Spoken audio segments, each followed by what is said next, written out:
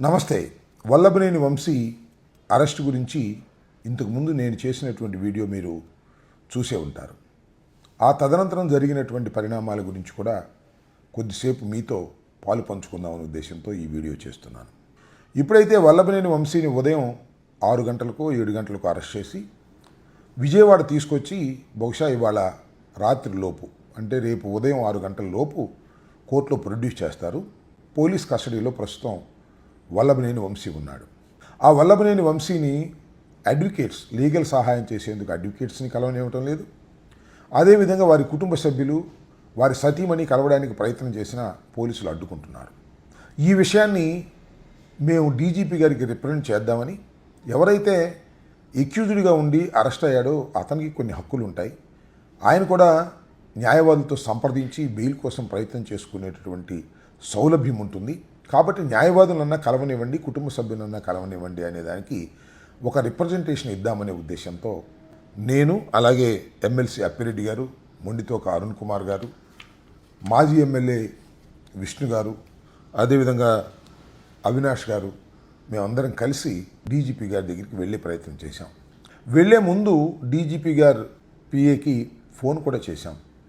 ఆయన గోవిందరావు, ఆయన ఫోన్ చేసి మీరు 4:35 లోపల వస్తే డీజీపీ గారు మిమ్మల్ని కలవటానికి అవకాశం ఉంటుంది, 4:30 తర్వాత ఆయన సెక్రటేరియట్కి వెళ్ళిపోతారు అని చెప్పారు. అందువల్ల హడావుడిగా బయలుదేరి 4:30 మేము డీజీపీ గారి ఆఫీస్కి చేరుకున్నాం. పిలుస్తామండి, పైన డీజీపీ గారు ఉన్నారు, మేము మిమ్మల్ని కనుక్కొని పిలుస్తామని కింద మమ్మల్ని కూర్చోబెట్టారు. సుమారుగా ఒక 20 నిమిషాలు కూర్చున్న తర్వాత డీజీపీ గారు వెళ్ళిపోయారని మాకు తెలిసింది. వెంటనే మేము అడిగాం, ఏం డీజీపీ గారు వెళ్ళిపోయారు కదా, మరి మేము ఎవరికి ఇవ్వాలి రిప్రజెంటేషన్ అడిగాం. కనుక్కుని చెప్తామండి అని అక్కడ ఉన్నటువంటి సిబ్బంది ప్రయత్నం చేశారు ఆలపల్లికి ఫోన్లు చేయడానికి. కానీ ఎక్కడి నుంచి సమాధానం వారికి దొరకలేదు. అలాగే నాకు ఎవరైతే గోవిందరాజు అనుకుంటాను, ఆయనతో నేను సంప్రదించాను. ఆయనకి పలుసార్లు ఫోన్ చేశాను, సుమారుగా ఒక 20-30 సార్లు ఫోన్ చేశాను. ఆయనది ఎంగేజ్ వస్తుంది, కాసేపు ఏమో నో రిప్లై. చాలాసేపు వెయిట్ చేశాం. అక్కడ security officer, I think Subbarao అనుకుంటాను, ఆయనతో కూడా మాట్లాడాం. ఏం చేయాలి మేము అంటే, ఏం చేయాలో ఆయనే చెప్పడం లేదు.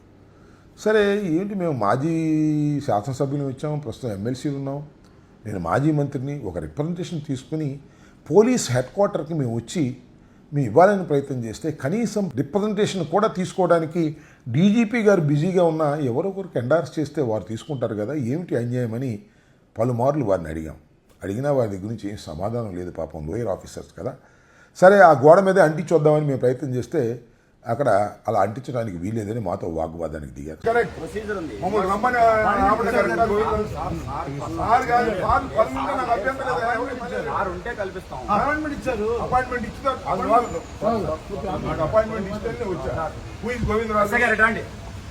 అట్లా అంటిస్తా అంటే అది కరెక్ట్ కాదు.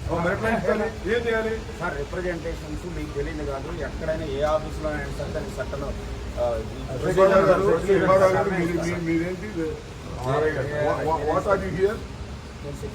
Security okay. నేను దొంగతనం చెప్పాను. నేను గోవిందరాజు అనే వ్యక్తిని కన్సల్ట్ చేసి నేను అడిగాను, నన్ను రమ్మన్నారు. 4:35 లోపు వస్తే మిమ్మల్ని డీజీపీ గారు కలుస్తారన్నారు. 4:35 లోపు నేను వచ్చాను, అరగంట కూర్చున్నాను. కానీ ఇదిగో అప్పుడు డీజీపీ గారు వెళ్ళిపోయారు. వినండి, పని మీద ఉన్నారు, ఒత్తిడిలో. డీజీపీ గారి బదులు ఫలానా ఆఫీసును కలవమని చెప్తే ఆయన కలిసి రికమెండేషన్ ఇస్తాం. ఏం చేయాలి మేము? Tell me the please.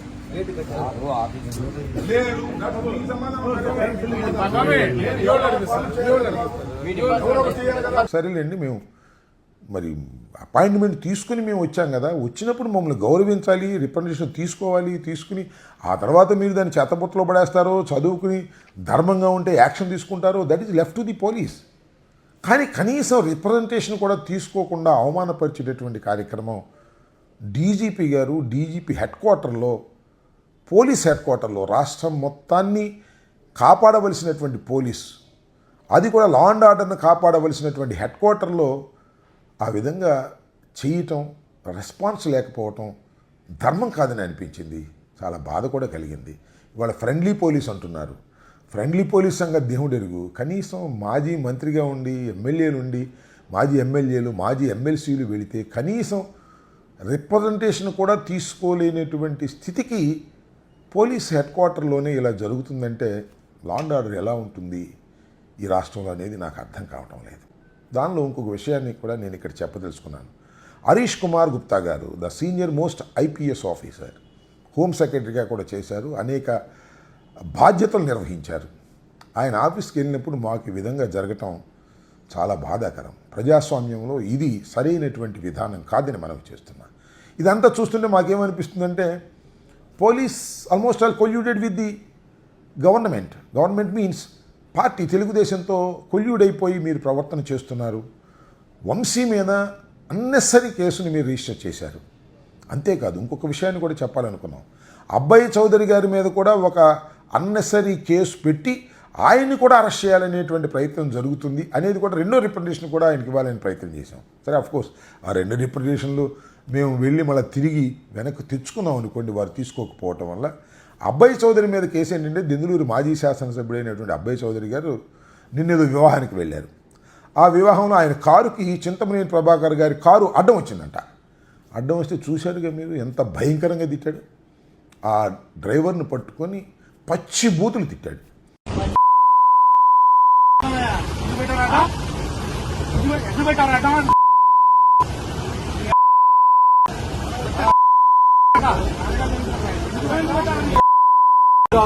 తిట్టింది సరిగదా, కొట్టబోడానికి ప్రయత్నం చేశాడు.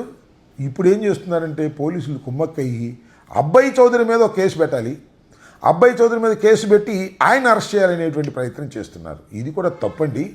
పోలీసులు ఈ రకంగా చేయటం సమంజసం కాదు అని ఆ రిప్రజెంటేషన్ కూడా ఇవ్వాలనేటువంటి ప్రయత్నం మేము చేశాం.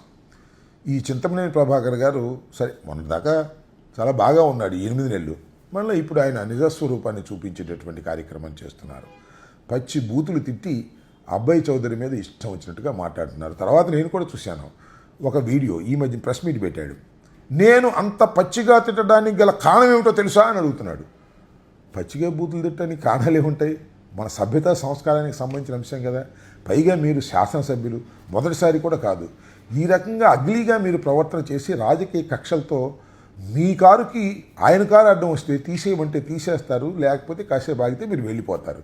దానికి రాజకీయ కక్ష పెట్టుకుని కేసులు పెట్టి లోపల పెట్టాలని ప్రయత్నం చేసినటువంటి కార్యక్రమంలో పోలీసు వారు సహకరించడం తప్పు అని నేను అభిప్రాయపడుతున్నా. మరొకసారి హరీష్ కుమార్ గుప్తా గారు డీజీపీ, శాంతి భద్రతలను రాష్ట్రంలో కాపాడవలసిన వ్యక్తి, వారు మా దగ్గర రిప్రజెంటేషన్ కూడా తీసుకోవడానికి వెనుకాడి మమ్మల్ని అవమానించి పంపటం అనేది ప్రజాస్వామ్యంలో సరైనటువంటి విధానం కాదు. ఒకవేళ మేము రిప్రజెంటేషన్ ఇస్తే తీసుకోండి, చదువుకోండి, వీలైతే యాక్షన్ తీసుకోండి, లేకపోతే లేదు. అంతే తప్ప రాజకీయ నాయకుల చేతుల్లో పపెట్స్ లాగా పోలీస్ డిపార్ట్మెంట్ పనిచేసినప్పుడు రాష్ట్రంలో శాంతి భద్రతలకు విఘాతం కలుగుతుంది, అరాచకం కూడా జరుగుతుందనే విషయాన్ని దయచేసి మర్చిపోవద్దు.